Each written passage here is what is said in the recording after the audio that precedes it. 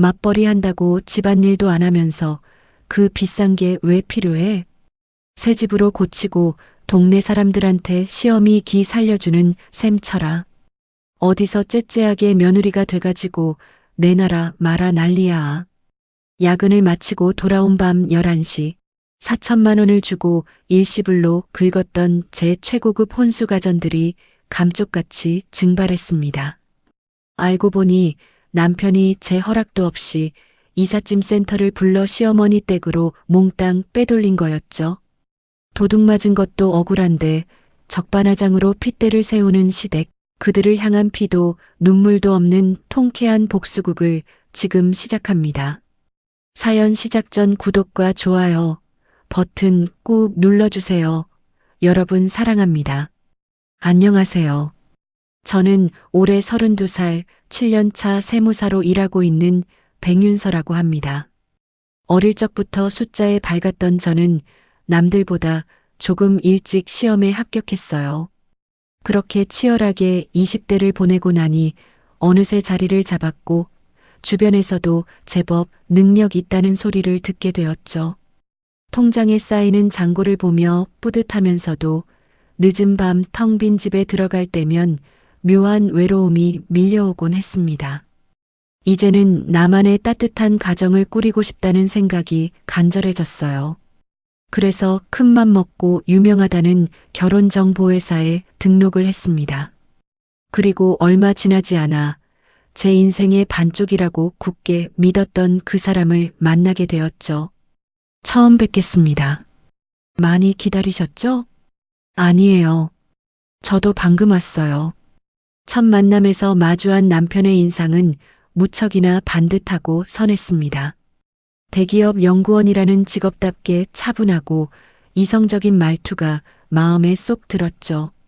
무엇보다 저를 세심하게 배려해주는 다정한 매너에 금세 호감이 생겼습니다.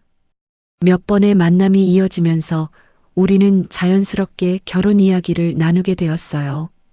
어느 날 저녁 분위기 좋은 레스토랑에서 남편이 제 손을 조심스럽게 잡으며 말했습니다. 자기야, 나 자기랑 평생 함께하고 싶어. 근데 내가 연구소에만 처박혀 있다 보니 세상 물정을 잘 몰라. 인테리어하고 집 꾸미고 이런 거엔 영 소질이 없거든. 대신 신혼집은 내가 어떻게든 책임지고 마련해 볼게. 모아둔 돈이랑 대출 조금 보태면 5억 정도 전세는 무리 없이 구할 수 있을 것 같아. 자기가 우리 살림살이만 예쁘게 채워줄 수 있어? 그 말을 듣는 순간 저는 마음속 깊은 곳에서 큰 안도감을 느꼈습니다. 요즘 세상의 집값 문제로 결혼 앞에서 삐걱거리는 커플들이 얼마나 많은가요? 그런데 5억이라는 큰 돈을 선뜻 부담하며 신혼집의 바탕을 책임지겠다는 남편이 너무나 듬직해 보였습니다. 이 남자라면 평생을 믿고 의지할 수 있겠다는 확신이 들었죠. 당연하지. 집을 자기가 해오는데 혼수는 내가 최고급으로 다 맞출게. 나도 신혼집 인테리어 로망이 있었거든. 우리 진짜 예쁘게 잘 살자. 그렇게 우리의 결혼 준비는 일사천리로 진행되었습니다. 가장 설레고 행복한 시간은 단연 혼수 가전을 고르는 일이었죠. 주말마다 남편과 팔짱을 끼고 대형 백화점과 프리미엄 가전 매장을 휩쓸고 다녔습니다. 우와, 자기야 이것 봐. 이 85인치 TV 진짜 장난 아니다.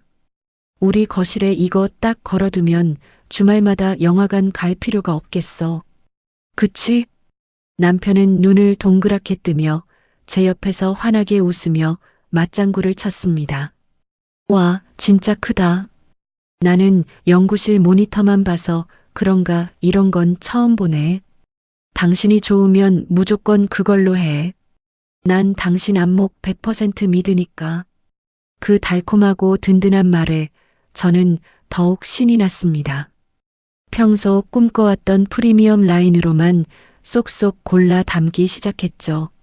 메탈 소재의 최고급 양문형 냉장고부터 시작해서 세탁기와 건조기가 일체형으로 된 최신형 워시타워까지 몽땅 계약했습니다. 매일 정장과 오피스룩을 입는 저와 남편을 위해 큼직한 스타일러도 빼놓을 수 없었죠. 매니저님, 방금 본 거 전부 다 이 주소로 배송해 주시고요. 결제는 이 카드로 일시불 부탁드릴게요. 총 4천만 원이 넘는 큰 금액이었지만 결제 사인을 하는 순간에도 돈이 전혀 아깝지 않았습니다. 오히려 제 능력을 남편에게 보여줄 수 있어서 내심 어깨가 으쓱해지기도 했어요.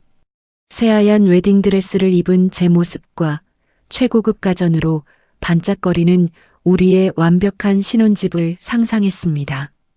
그때의 저는 달콤한 신혼의 단꿈에 푹 빠져 있었어요. 우리가 함께 걸어갈 앞날에는 그저 꽃길만 펼쳐져 있을 것이라고 굳게 믿었습니다. 드디어 손꼽아 기다리던 결혼식 당일이 밝았습니다. 화려한 조명 아래서 새하얀 웨딩드레스를 입고 신부 대기실에 앉아 있으니 세상을 다 가진 기분이었죠. 축하하러 와준 친구들과 정신없이 사진을 찍으며 활짝 웃고 있었습니다. 그때 대기실 문이 열리고 화려한 한복을 차려입은 시어머니가 들어오셨어요. 어머님 오셨어요. 오늘 정말 고우세요.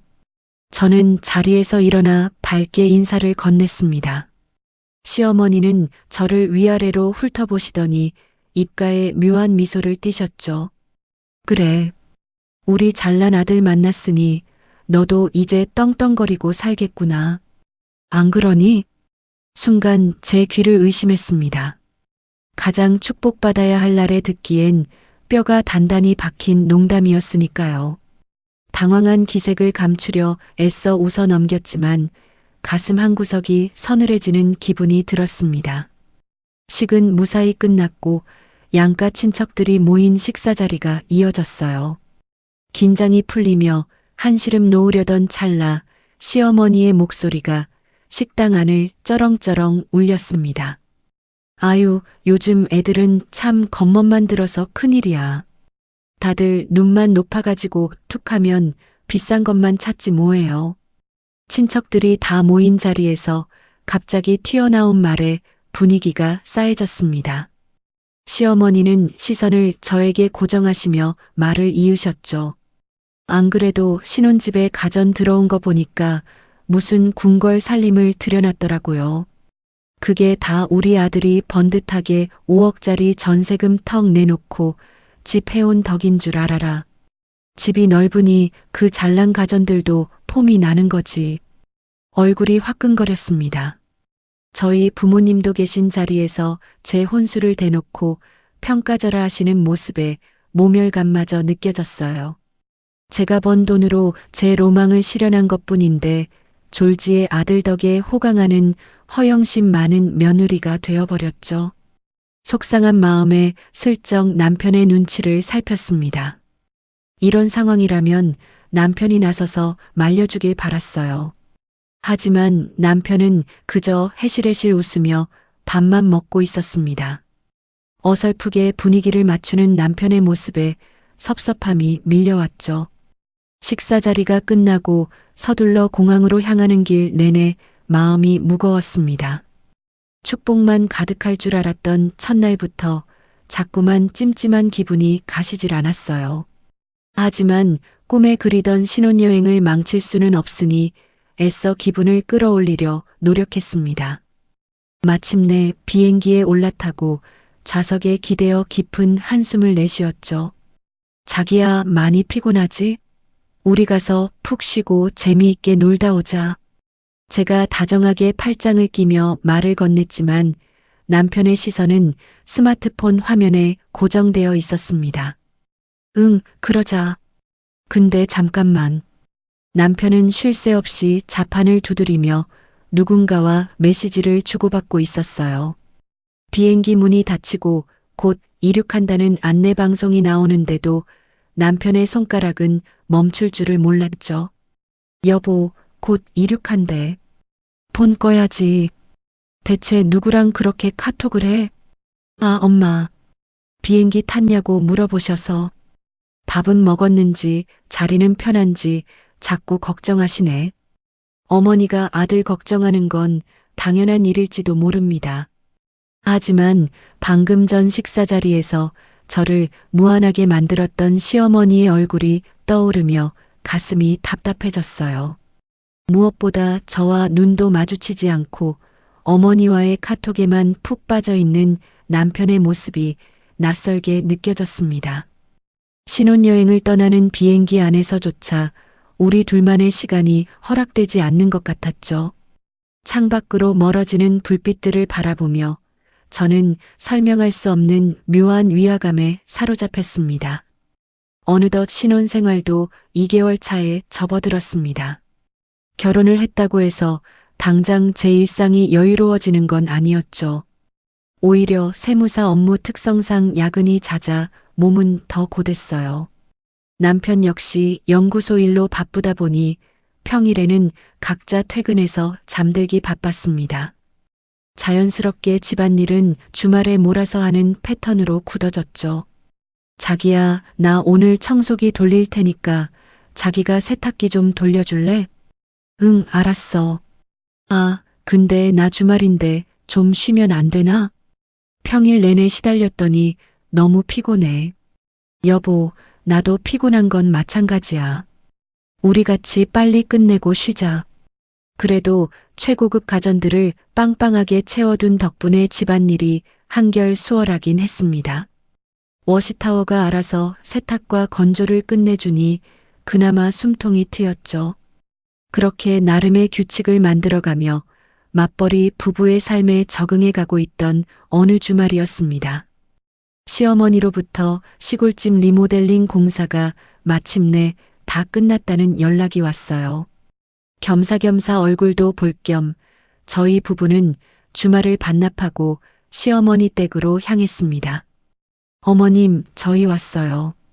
와, 집이 완전히 새 집이 됐네요. 현관에 들어서자마자 깔끔하게 단장된 거실이 한눈에 들어왔습니다. 시어머니는 한껏 들뜬 얼굴로 집안 곳곳을 구경시켜 주셨죠. 그치? 돈 들인 보람이 있다니까.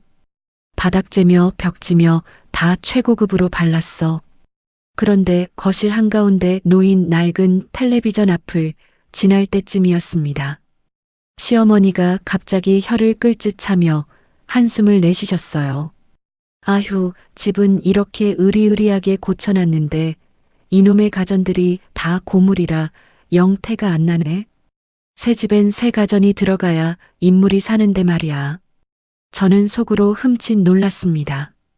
단순한 혼잣말이라기엔 묘하게 뼈가 있는 말투였거든요. 시어머니의 시선은 낡은 냉장고를 거쳐 다시 저를 향해 꽂혔습니다. 너희 신혼집에 둔 그 85인치 텔레비전 말이다. 그거 화면이 시원시원하니 참 좋던데. 우리 집 거실벽에 걸어두면 딱 사이즈가 맞겠어. 안 그러니? 순간 등줄기를 타고 식은땀이 흘렀습니다. 결혼식 날 제 혼수를 허영심이라며 깎아내리셨던 분이 이제는 대놓고 제 혼수품을 탐내는 듯한 발언을 하시는 거니까요. 어머님, 그건 저희 거실 사이즈에 맞춰서 산 거라서요. 제가 애써 웃으며 대답했지만 시어머니는 못 들은 척 주방으로 휙 가버리셨습니다. 불편한 저녁 식사를 마치고 집으로 돌아오는 차 안이었습니다. 답답한 마음에 운전대를 잡은 남편을 향해 조심스럽게 입을 열었죠. 여보, 아까 어머님 하신 말씀 들었어? 우리 집 가전들 은근슬쩍 탐내시는 것 같아서 나 솔직히 좀 당황했어. 남편은 앞만 빤히 보며 대수롭지 않다는 듯 콧방귀를 뀌었습니다. 에이, 자기가 너무 예민하게 받아들이는 거 아니야? 우리 엄마가 원래 말만 저러시지 악의는 없어. 그냥 새집 고치고 나니까 욕심나서 해보신 소리겠지. 아니, 그냥 해보신 소리가 아니라 콕 집어서 우리 집 TV를 말씀하셨잖아. 결혼식 때도 내 혼수 가지고 뭐라고 하시더니. 아, 진짜. 피곤한데 그만 좀 하자. 엄마가 당장 떼어간다는 하신 것도 아닌데 왜 그렇게 사람을 몰아세워? 그냥 한 귀로 듣고 한 귀로 흘려. 남편은 오히려 짜증 섞인 목소리로 상황을 회피하려 했습니다. 자신의 어머니를 감싸느라 제 기분은 안중에도 없는 태도였죠. 창밖으로 휙휙 지나가는 가로등 불빛을 멍하니 바라보며 저는 입을 굳게 다물었습니다. 이 남자가 과연 내가 평생을 믿고 의지할 수 있는 사람인지 가슴 깊은 곳에서부터 무거운 돌덩이가 얹힌 듯 답답함이 밀려왔습니다. 5월은 저 같은 세무사들에게 그야말로 지옥 같은 달입니다. 종합소득세 신고 기간이라 눈코 뜰 새 없이 바쁘거든요. 매일같이 산더미처럼 쌓인 영수증과 장부를 씨름하다 보면 하루가 어떻게 가는지도 모를 지경이죠. 끼니도 거르고 커피로 버티면서 모니터만 뚫어져라 쳐다보다 보니 눈알이 빠질 것만 같았어요. 그날도 밤 11시가 훌쩍 넘어서야 겨우 퇴근길에 올랐습니다. 파김치가 된 몸을 이끌고 무거운 발걸음으로 아파트 복도를 걸어왔어요. 머릿속엔 오직 따뜻한 물로 샤워하고 워시타워에서 각 꺼낸 뽀송뽀송한 수건으로 얼굴을 닦고 싶다는 생각뿐이었습니다. 그리고 푹신한 소파에 기대어 그 커다란 85인치 TV로 예능 프로나 보며 머리를 식히고 싶었죠. 도어락 덮개를 올리고 익숙한 비밀번호를 삑 누르고 현관문을 열었습니다. 드디어 집이다. 자기야, 나왔어. 대답 없는 캄캄한 현관에 들어서며 무심코 거실 스위치를 켰습니다. 환한 불빛이 거실을 비추는 순간 저는 제 두 눈을 의심했어요. 가방을 내려놓으려던 손이 허공에서 멈췄고 숨이 턱 막혔습니다. 분명히 어제 아침까지만 해도 거실 한쪽 벽면을 가득 채우고 있던 85인치 대형 TV가 온데간데 없이 사라진 겁니다. 뭐야 이거. 거실 장 위에는 TV가 있던 자리에만 뽀얀 먼지 자국이 선명하게 남아 있었어요. 벽에 뚫린 브라켓 자국만 흉측하게 입을 벌리고 있었죠. 너무 놀라 현실 감각이 사라진 사람처럼 멍하니 거실을 둘러보았습니다. 무언가 단단히 잘못되었다는 끔찍한 직감이 등줄기를 타고 흘렀어요.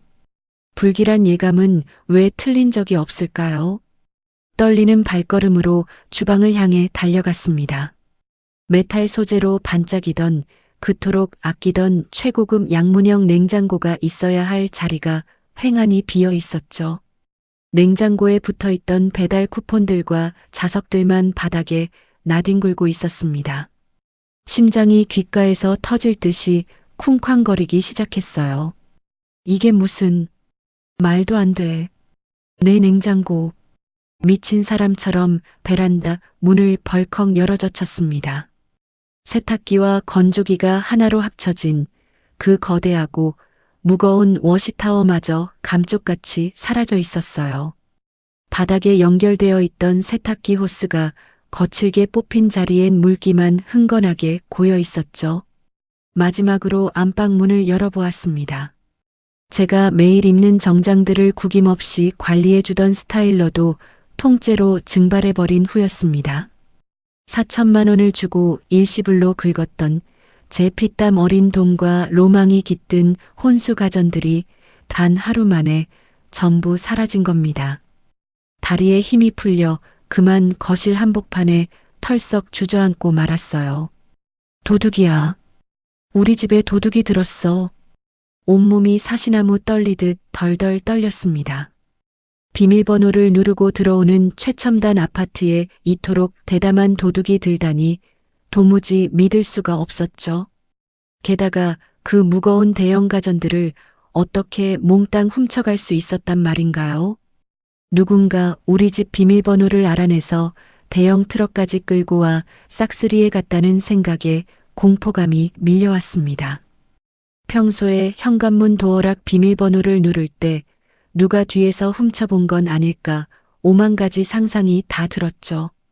이 텅 빈 집안에 아직 도둑이 숨어 있으면 어떡하지 하는 생각에 등골이 오싹해졌습니다. 당장이라도 누가 튀어나올 것만 같아 숨소리조차 크게 낼 수 없었어요. 머릿속이 하얘지고 왈칵 눈물이 쏟아졌어요. 덜덜 떨리는 손으로 가방을 뒤져 황급히 핸드폰을 꺼내 들었습니다. 비밀번호를 푸는 손가락이 맘대로 움직이지 않아 몇 번이나 비밀번호를 틀렸죠. 겨우 다이얼 화면을 띄우고 신고 전화를 하려는 찰나였습니다. 왜 이렇게 시끄러워. 반쯤 열려있던 작은 방 문이 덜컥 열리며 남편이 태평하게 하품을 하며 걸어 나오는 게 아니겠어요. 부스스한 머리에 편안한 반팔 잠옷 차림을 한 남편은 배를 긁적이며 저를 쳐다보았습니다. 여보, 자기 지금 잠이 와. 우리 집 도둑 맞았어. 제가 바닥에 주저앉은 채로 사색이 되어 소리를 빽 질렀습니다. 경찰, 빨리 경찰에 신고해야 해. 가전제품이 다 없어졌다고. 눈물이 범벅이 된 얼굴로 112가 눌려있는 핸드폰 화면을 남편에게 들이밀었죠. 그런데 남편의 반응이 너무나도 이상했습니다. 집안이 싹 털렸는데도 놀라기는커녕 오히려 제 호들갑이 귀찮다는 듯이 인상을 팍 찌푸리는 게 아니겠어요. 깜짝이야. 밤중에 왜 소리를 지르고 난리야. 이웃집에서 듣겠네. 소리가 안 나오게 생겼어. 거실에 TV랑 주방 냉장고랑 싹 다 없어졌잖아. 도둑이 들었다니까 빨리 신고해. 저는 찢어지는 목소리로 울부짖으며 남편의 바짓가랑이를 붙잡았습니다. 그런데 남편은 여유롭게 냉장고가 사라져 휑한 주방 쪽으로 걸어가더니 물 한 잔을 떠마시는 겁니다. 그러고는 어둠 속에서 저를 향해 아주 태연하고 느릿한 목소리로 입을 열었죠. 그 순간 남편의 표정은 제 평생 지워지지 않을 만큼 기괴할 정도로 평온했습니다. 싱크대에 기댄 남편은 물컵을 내려놓으며 제게 아주 태연한 목소리로 말했습니다. 그거 엄마가 가져가셨어. 뭐? 시골집 리모델링 했잖아. 거기 갖다 놓으니까 사이즈가 딱 어울리더라고. 순간 제 귀를 의심했습니다. 제가 잘못 들은 건 줄 알았죠.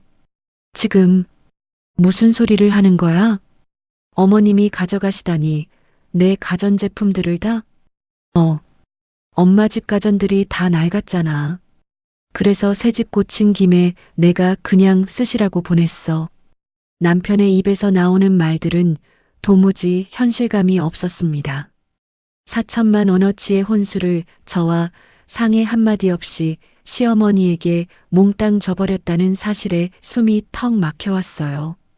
당신 지금 제정신이야? 그걸 왜 당신 마음대로 줘? 그리고 현관 비밀번호는 어머님이 어떻게 아시고? 제가 악을 쓰며 따져 묻자 남편은 오히려 귀찮다는 듯 인상을 팍 찌푸렸습니다. 내가 알려드렸지. 엄마 혼자 그 무거운 걸 어떻게 옮기시겠어. 그래서 내가 미리 이삿짐 센터까지 싹 불러서 깔끔하게 옮겨드렸지. 눈앞이 핑 돌았습니다. 제가 종합소득세 신고로 야근하며 뼈 빠지게 일하고 있던 그 시간에 남편은 제 허락도 없이 이삿짐 센터 직원을 불러 제 혼수품을 털어가게 만든 겁니다. 분노로 온몸의 피가 거꾸로 솟구치는 것 같았어요. 당신 미쳤어. 진짜. 당신이 나한테 어떻게 이럴 수가 있어? 그게 얼마짜린데. 진짜 사람 피곤하게 왜 그래? 우린 매일 야근하느라 바빠서 집에서 TV 볼 시간도 없잖아. 냉장고도 텅텅 비어 있고 워시타워 그까짓 거 주말에나 한 번 쓰면서. 남편은 오히려 저를 속물 취급하며 목소리를 높였습니다. 비싼 돈 주고 사서 썩히느니 엄마가 쓰시는 게 100번 낫지. 그리고 어차피 가전제품 금방 똥감 되잖아. 내 카드로 다시 싼 거로 사줄 테니까 그만 좀 해. 사줄 테니까 그만하라는 그 뻔뻔한 말에 헛웃음이 터져 나왔습니다. 싼 거? 내가 내 돈 주고 내 로망대로 꾸민 내 살림이야. 당신이 뭔데 내 물건을 마음대로 치우고 다시 싼 걸 사내 만회해. 아씨, 며느리가 돼서 시어머니한테 그깟 가전제품 하나 양보 못해? 집은 내가 5억이나 주고 해왔는데 넌 그깟 혼수 좀 준 게 그렇게 아까워? 그 순간 남편의 진짜 밑바닥이 적나라하게 드러났습니다. 결혼식 날 시어머니가 제 혼수를 평가절하 했을 때 조용히 입을 다물고 있던 남편. 신혼여행 비행기 안에서 시어머니와 쉴 새 없이 카톡을 주고받던 남편. 시골집에서 제 TV를 탐내던 시어머니를 감싸고 돌던 남편. 마치 흩어져 있던 퍼즐 조각이 맞춰지듯 모든 상황이 선명해졌습니다. 이 남자는 제가 평생을 믿고 의지할 든든한 울타리가 아니라 철저하게 어머니 치마폭에 쌓인 뼛속 깊은 마마보이였던 겁니다. 남편에게 저는 인생을 함께할 동반자가 아니었어요. 그저 아들 대신 빈집을 번듯하게 채워줄 돈줄이자 시어머니의 길을 살려주기 위해 쓰이는 호구에 불과했던 거죠. 억울함과 지독한 배신감에 왈칵 눈물이 쏟아질 것만 같았습니다. 하지만 저는 입술을 꽉 깨물고 차오르는 눈물을 억지로 삼켰어요. 이런 한심하고 파렴치한 남자 앞에서 눈물조차 보이고 싶지 않았습니다. 그래, 알았어. 뭐? 알았다고. 더 이상 당신이랑 할 말 없어. 저를 황당하다는 듯 쳐다보는 남편을 거실에 홀로 남겨두고 저는 쿵쾅거리는 심장을 부여잡은 채 안방으로 들어갔습니다. 방문을 쾅 닫고 바닥에 주저앉은 제 가슴 속에서 무언가 싸늘하게 식어가는 것이 느껴졌습니다. 뜨겁게 불타오르던 분노 대신 차갑고 날선 이성이 서서히 제 온몸을 지배하기 시작했습니다. 그날 밤 저는 뜬 눈으로 밤을 지새웠습니다. 분노와 억울함에 심장이 쿵쾅거려 도저히 잠을 이룰 수가 없었죠. 반면 남편은 코까지 골며 태평하게 숙면을 취했습니다. 그 소리를 듣고 있자니 당장이라도 소리를 지르고 싶었지만 간신히 이성을 붙잡았어요. 날이 밝자마자 저는 떨리는 손으로 핸드폰을 집어들었습니다. 끓어오르는 화를 꾹꾹 눌러 담으며 시어머니의 번호를 눌렀죠. 신호음이 두어 번 울리기도 전에 기다렸다는 듯이 수화기 너머로 밝은 목소리가 들려왔습니다. 오냐, 며느라가. 아침 일찍 웬일이냐? 어머님, 저 윤서예요. 저희 집 가전제품들 어머님이 다 가져가셨다고 들었어요. 이게 도대체 어떻게 된 일인가요? 최대한 감정을 억누르고 차분하게 물었습니다. 그런데 시어머니의 대답은 제 상상을 아득히 뛰어넘을 정도로 당당했어요. 그래, 고맙다. 새 집에 들여놓으니까 아주 번쩍번쩍 광이 나더라. 동네 사람들이 다 부러워하고 난리도 아니야. 마치 제가 선물이라도 한 것처럼 기뻐하는 목소리에 기가 막혔습니다. 어머님, 그걸 왜 제 허락도 없이 마음대로 가져가세요? 그건 제가 제 돈 주고 산 제 혼수잖아요.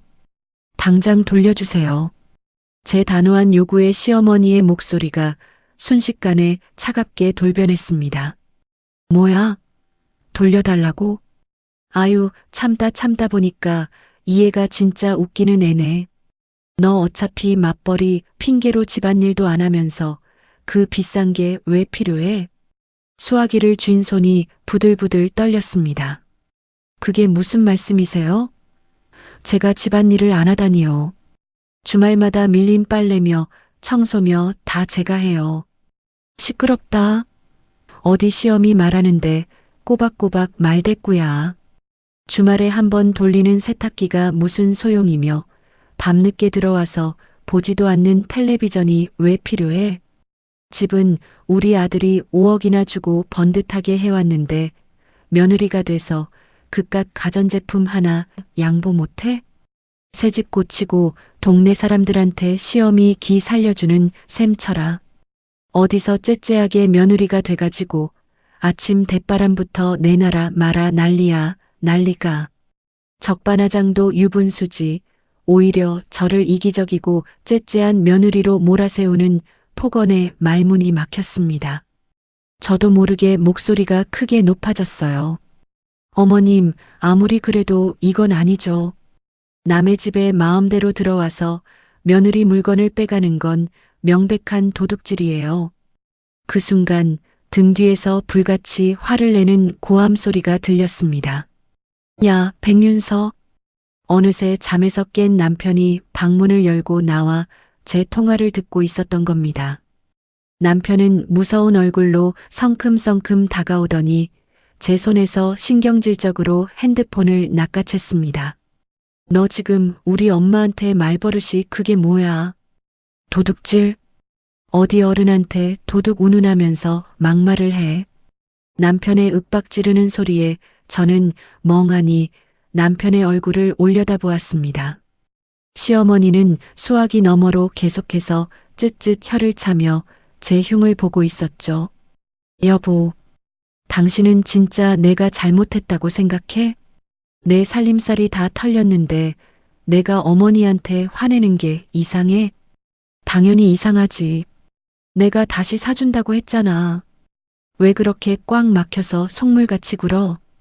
엄마가 기분 좋게 가져가셨으면 그냥 얘 어머님 잘 쓰세요 하면 덧나.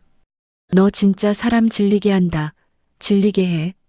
남편은 오히려 저를 혐오스럽다는 듯이 쳐다보며 짜증을 냈습니다. 그 표정을 보는 순간 귓가에 윙하는 이명이 들리며 주변의 공기가 싸늘하게 얼어붙는 것 같았죠. 어젯밤부터 제 마음을 어지럽히던 혼란과 억울함이 한순간에 증발해버렸습니다.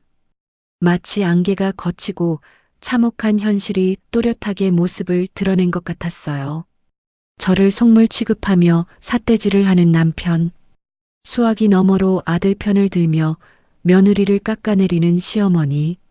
이 두 사람은 애초에 저를 가족으로 존중할 마음이 손톱만큼도 없었던 겁니다. 그저 자신들의 이기적인 욕심을 채우기 위한 도구이자 물주로 여겼을 뿐이죠.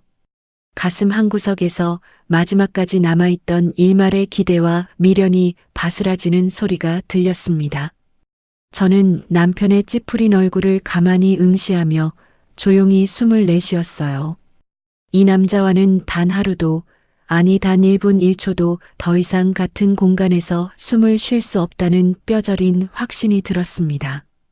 평생을 함께하겠다고 다짐했던 혼인서약은 이미 갈기갈기 찢겨 허공으로 흩어졌습니다. 눈물조차 나오지 않을 만큼 건조하고 차가운 이별의 순간이었습니다. 남편의 뻔뻔한 얼굴을 마주한 순간 저는 더 이상 입을 열지 않았습니다. 벽을 보고 이야기하는 것이 차라리 낫겠다는 생각이 들었죠. 말이 통하지 않는 사람들과 감정을 소모하며 싸우는 건 제 인생에 대한 낭비일 뿐이었습니다.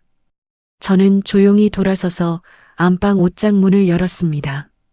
가장 큰 캐리어를 꺼내 당장 입을 옷과 세면도구, 그리고 제 업무용 노트북을 챙겨 넣기 시작했어요. 거실에서 씩씩대던 남편이 방문에 삐딱하게 기대서서 저를 비웃듯 쳐다보았습니다. 뭐하냐? 지금 짐 싸서 가출이라도 하겠다는 거야? 어디 갈 때는 있고? 너 진짜 유치하게 왜 이래? 남편은 제가 기껏해야 친정이나 친구 집으로 가서 며칠 시위하다 돌아올 거라고 굳게 믿는 눈치였죠. 비켜. 당분간 연락하지 마. 저는 짧게 내뱉고는 캐리어를 끌고 미련 없이 현관문을 나섰습니다. 그래, 갈 테면 가봐. 며칠 저러다 풀려서 들어오겠지, 씨. 내가 데리러 가나 봐라. 등 뒤로 남편의 콧방귀 뀌는 소리가 들려왔지만 한치의 망설임도 없이 도어락을 닫아버렸습니다. 저는 곧장 회사 근처의 오피스텔 단기 임대를 알아보고 계약을 마쳤어요. 혼자만의 조용한 공간에 짐을 풀고 나니 오히려 머릿속이 무섭도록 차분해졌습니다. 눈물은 한 방울도 나지 않았어요. 대신 뼛속까지 시린 분노가 제 이성을 날카롭게 벼려주고 있었습니다. 다음 날부터 저는 세무사라는 제 직업의 특기를 10분 발휘하기 시작했죠. 세상에서 가장 확실한 무기는 감정이 아니라 숫자와 증거라는 것을 누구보다 잘 알고 있었으니까요. 가장 먼저 백화점과 프리미엄 가전 매장에 전화를 걸었습니다. 네, 작년 11월에 결제한 가전제품 내역서 전부 메일로 보내주세요. 카드 결제 영수증이랑 할부 내역, 배송지 주소가 적힌 계약서까지 빠짐없이요.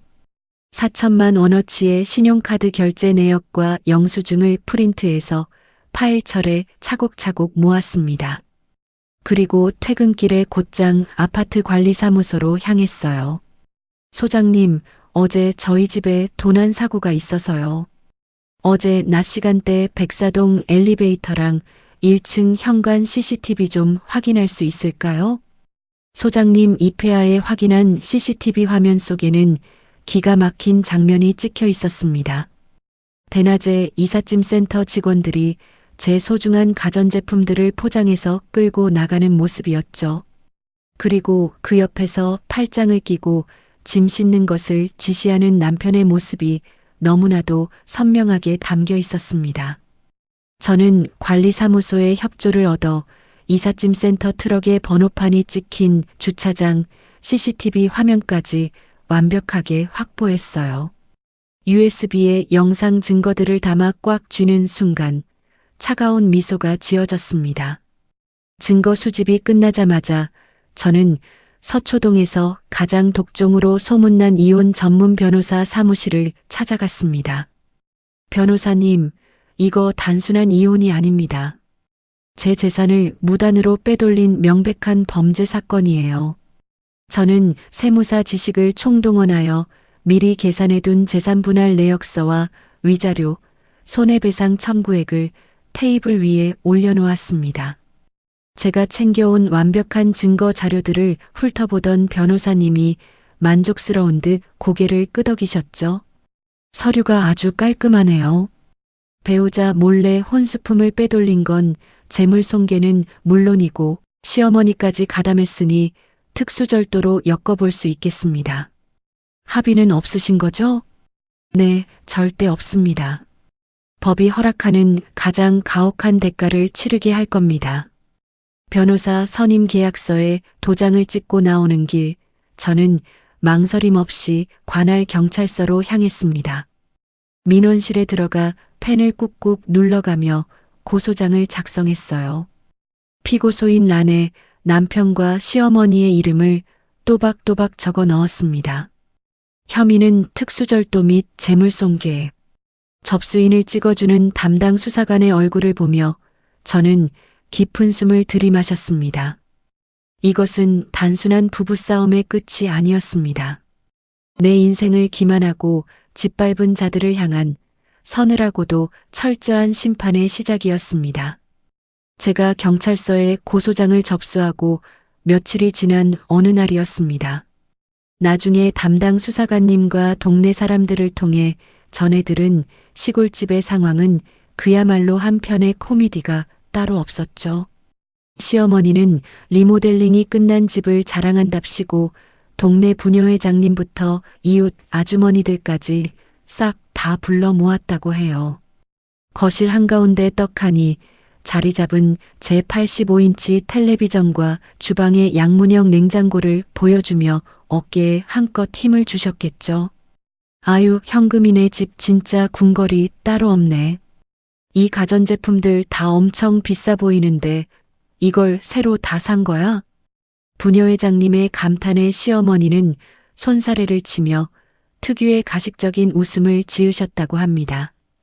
호호, 내가 무슨 돈이 있어서 이런 걸 사. 우리 며느리가 시어미 새집 단장했다고 최고급으로 싹 다 뽑아준 거잖아. 내가 안 받는다고 그렇게 말려도 기어이지 시어미 기 살려준다고 득달같이 보냈지 뭐야. 남의 피눈물 나는 혼수를 훔쳐가 놓고 동네 사람들 앞에서는 며느리 사랑을 듬뿍 받는 시어머니 행세를 하신 겁니다. 다들 부러움 섞인 눈빛으로 쳐다보며 한바탕 치켜 세워주고 있을 바로 그 순간이었죠. 조용하던 시골 마을 어귀에서부터 요란한 사이렌 소리가 울려 퍼졌습니다. 그리고 시어머니 집 마당으로 순찰차 한 대가 미끄러지듯 들어와 멈춰 섰습니다. 어머, 이게 무슨 일이야? 경찰차가 왜 오냐? 놀란 이웃들이 수군거리는 사이 제복을 입은 경찰관 두 분이 거실 문을 열고 들어섰습니다. 최영금 씨 되십니까? 예.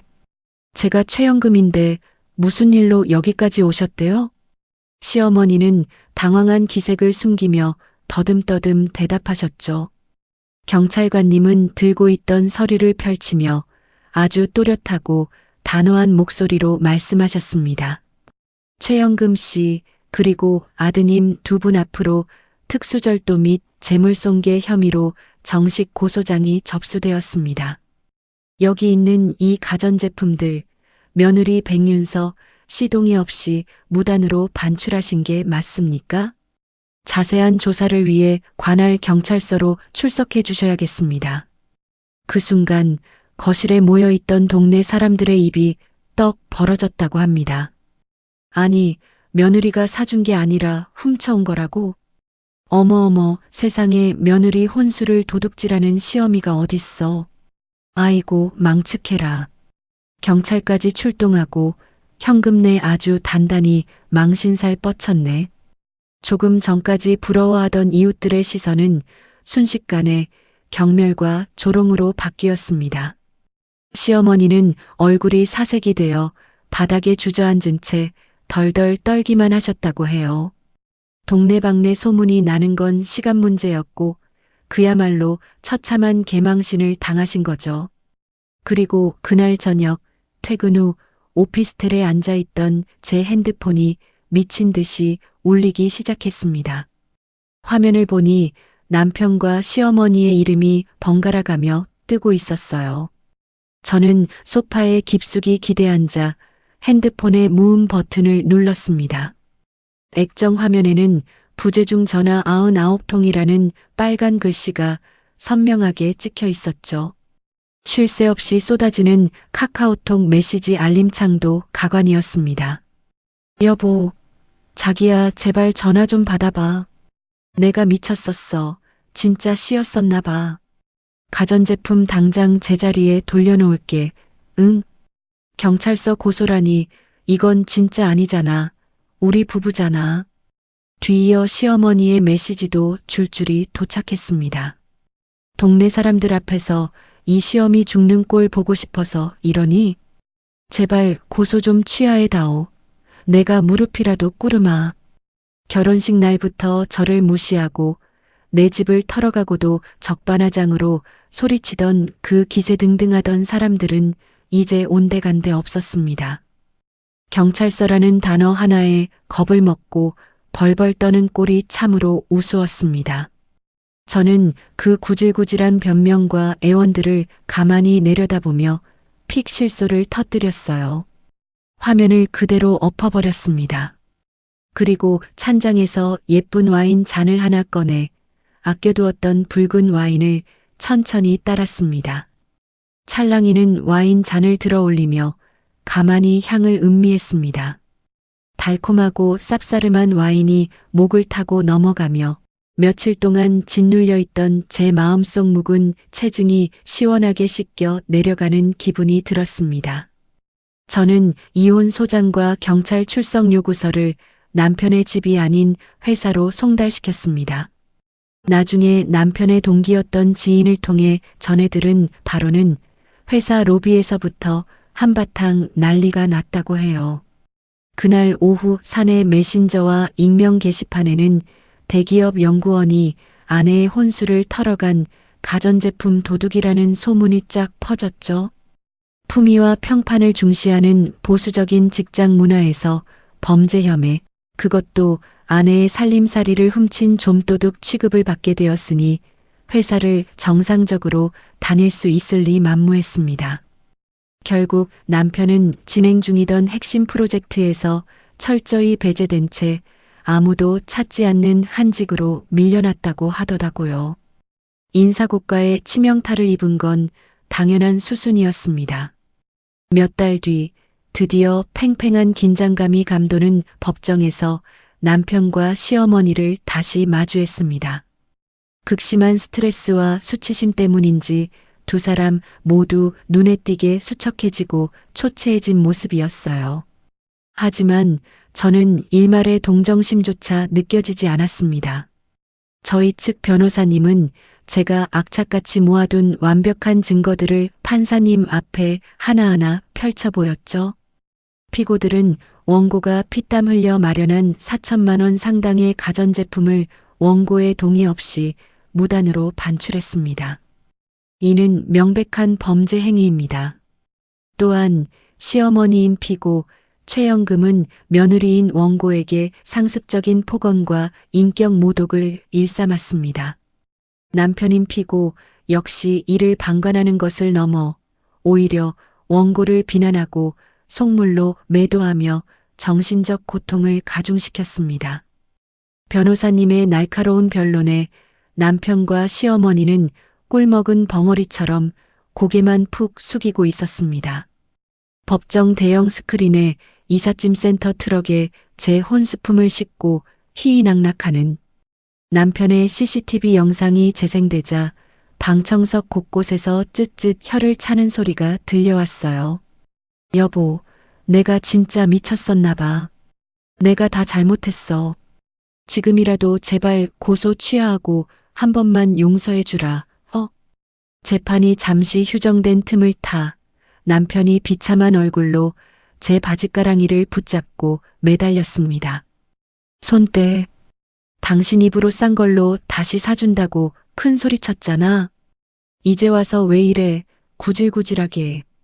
저는 벌레 보듯 차가운 눈빛으로 남편의 손을 매몰차게 뿌리쳤습니다. 최종 판결은 예상대로 저의 완벽하고 통쾌한 승소였죠. 남편은 유책 배우자로서 저에게 위자료를 지급하라는 판결을 받았습니다. 그토록 제 앞에서 유세 떨며 평생의 벼슬인 양 자랑하던 5억 원짜리 전세금은 위자료와 재산 분할을 위해 쓰여야 했습니다. 당장 현금이 없던 남편은 눈물을 머금고 전세 계약을 해지한 뒤 짐을 싸서 길거리로 나앉아야 하는 처지가 되었죠. 시댁의 상황은 더욱 처참하고 비참했습니다. 경찰서에서 절도 혐의로 강도 높은 조사를 받으며 혼쭐이 난 시어머니는 결국 제가 청구한 가전제품 가액 4천만 원을 고스란히 물어내야만 했어요. 어설프게 이삿짐을 옮기고 억지로 설치하려다 기스가 난 것들은 다시 제값 받고 중고로 팔 수도 없었으니까요. 게다가 제가 받은 극심한 정신적 피해에 대한 징벌적 손해배상금까지 얹어져 끔찍한 청구서가 날아갔습니다. 아이고, 내가 미쳤지, 미쳤어. 그깟 텔레비전이 뭐라고 남의 물건 한번 탐냈다가 우리 집안이 쫄딱 망하게 생겼네. 법원 복도 차가운 바닥에 주저앉아 가슴을 치며 통곡하는 시어머니의 쉰 목소리가 메아리 쳤습니다. 아들은 전세금을 빼서 빚잔치를 하고 시어머니는 시골집 리모델링 하느라 노후 자금을 다 쓴 마당에 거액의 배상금까지 떠안았으니 완전히 파산 직전에 몰린 겁니다. 가장 화려하고 행복해야 할 신혼집을 자신들의 역겨운 탐욕으로 짓밟았던 그들은 결국 스스로 판 함정에 깊숙이 빠져 허우적거리고 있었습니다. 법원 문을 나서는 제 발걸음은 그 어느 때보다 깃털처럼 가벼웠어요. 볼을 스치는 시원한 바람이 묵은 체증을 싹 날려주는 것만 같았습니다. 지옥 같았던 이혼 소송이 완전히 끝난 지 어느덧 1년이라는 시간이 흘렀습니다. 계절이 한 바퀴 도는 동안 제 삶에는 참 많은 변화가 있었죠. 얼마 전 퇴근 후 거실 소파에 앉아 쉬고 있는데 대학 동기이자 전 남편의 직장 건너 지인인 친구에게서 전화가 걸려왔습니다. 지은아. 웬일이야, 이 시간에? 야, 너 그 인간 소식 들었어? 나 방금 아는 선배한테 전해 듣고 진짜 배꼽 빠지는 줄 알았잖아. 수화기 너머로 들려오는 친구의 들뜬 목소리에 저는 피식 웃음이 났습니다. 전 남편 말하는 거야? 나랑 완전히 남남된 지가 언젠데 내가 그 사람 소식을 어떻게 알아? 무슨 일인데 그래? 그 인간 결국 회사에서 잘리다시피 퇴사했대. 위자료 물어주고 빚잔치 하느라 오갈 데도 없어서 결국 그 시어머니 있는 시골집으로 짐 싸서 기어 들어갔다더라. 근데 더 웃긴 건 뭔지 알아? 친구의 이어지는 말은 그야말로 한편의 완벽한 사이다. 복수극의 결말이었습니다. 거액의 손해배상금과 빚을 감당하지 못한 모자는 결국 그 화려했던 시골집의 살림살이를 몽땅 내다 팔았다고 해요. 제가 청구했던 4천만 원어치의 혼수가전 가액을 물어내느라 집안에 돈이 될 만한 건 모조리 중고로 처분해버린 거죠. 야, 그래서 지금 그 으리으리한 전원주택 거실이 아주 텅텅 비었대. 둘이서 그 텅 빈 거실에 낡아빠진 선풍기 하나 틀어놓고 하루가 멀다 하고 머리채 잡고 싸운다더라니까. 시어머니는 이게 다 네가 똑바로 못해서 이 사달이 난 거 아니냐면서 아들 탓만 하고, 그 인간은 엄마가 내 아내 혼수 탐내지만 않았어도 나 대기업 다니면서 떵떵거리고 살았다고 매일 악다구니를 쓴대. 아주 지옥이 따로 없다더라.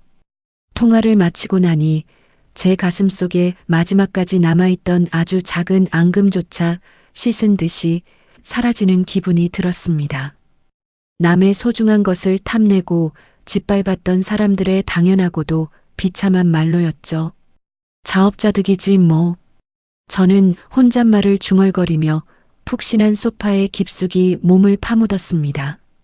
그 지옥 같은 구렁텅이에서 제 힘으로 당당하게 빠져나온 저는 지금 완벽한 홀로서기를 만끽하고 있어요. 전 남편에게서 받아낸 두둑한 위자료와 제 자본금을 합쳐 한강이 훤히 내려다 보이는 이 고급 오피스텔을 매입했거든요. 텅 비어있던 거실과 주방은 다시 제 취향으로 완벽하게 채워 넣었습니다. 도둑 맞았던 것과 똑같은 프리미엄 라인의 85인치 대형 TV가 거실 벽을 든든하게 지키고 있죠. 주방에는 메탈 소재의 최고급 양문형 냉장고가 은은하게 빛나고 베란다와 드레스룸에는 최신형 워시타워와 스타일러가 빵빵하게 돌아가고 있습니다. 누군가의 눈치를 볼 필요도 억지스러운 효도를 강요받을 일도 없는 저만의 완벽한 성입니다. 최고급 커피 머신에서 갓 내린 향긋한 아메리카노를 한 모금 머금었습니다. 향기 진짜 좋다. 거대한 85인치 화면에 제가 가장 좋아하는 로맨스 영화를 틀어놓고 여유롭게 커피를 마시는 이 순간이 얼마나 행복한지 모릅니다. 세무사로서의 제 커리어도 이혼 전보다 훨씬 더 승승장구하고 있어요. 독한 일 겪고 나니 멘탈이 강해져서인지 웬만한 진상 고객들은 웃으며 넘길 수 있는 여유까지 생겼죠. 사무실에서도 일처리 깔끔하고 능력 있는 수석 세무사로 인정받으며 바쁘게 하지만 즐겁게 살아가고 있습니다. 한때는 껍데기만 번지르르한 조건에 속아 잘못된 선택을 했던 제 자신을 뼈저리게 자책하기도 했습니다. 하지만 지금은 오히려 그 짧은 악몽이 제 인생의 거대한 액땜이었다고 생각해요. 일찍 진짜 밑바닥을 보았기에 제 인생을 진창으로 끌고 갈 뻔한 오물 덩어리들을 제 손으로 시원하게 잘라낼 수 있었으니까요. 큰 창문 너머로 붉게 물들어가는 한강의 노을이 보입니다. 과거의 상처는 이제 흉터조차 남지 않고 흔적 없이 사라졌습니다. 창밖으로 반짝이는 서울의 야경을 바라보며 저는 오늘 가장 환하고 눈부신 미소를 짓습니다. 누구에게도 얽매이지 않은 채 당당하게 빛나는 이 통쾌하고 완벽한 저만의 싱글 라이프를 위해서 말이죠. 윤서 씨의 이야기 잘 들으셨을까요? 자신의 욕심에 눈이 멀어 남의 소중한 것을 탐냈던 모자는 결국 모든 것을 잃고 텅 빈 집에서 비참한 최후를 맞이했습니다. 반면 억울한 상황 속에서도 눈물 대신 냉철한 판단으로 자신의 권리를 되찾은 윤서 씨는 그 어느 때보다 빛나는 인생을 살아가고 있죠. 진정한 행복은 남의 것을 빼앗아 억지로 채우는 것이 아니라 내 땀과 노력으로 당당하게 일궈내는 것임을 다시 한번 깨닫게 해주는 사연이었습니다. 시련을 딛고 일어나 완벽한 홀로서기에 성공한 윤서 씨의 앞날에 앞으로도 찬란한 꽃길만 펼쳐지기를 진심으로 응원합니다. 잘 들으셨다면 구독과 좋아요 버튼 그리고 댓글도 남겨주세요. 오늘도 좋은 밤 되세요. 사랑합니다.